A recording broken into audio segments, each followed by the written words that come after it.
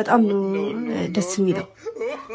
ኦ ማይ ጋድ ኦ ማይ ጋድ። እስኪ ስለ መስቀል በዓል የት እንደምታሳልፊ እና አከባበሩን እስኪ ያጫውች።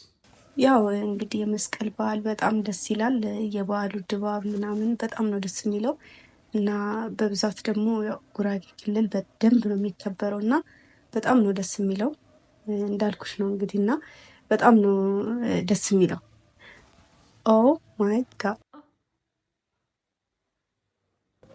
ኦ ማይ ጋድ ኦ ማይ ጋድ።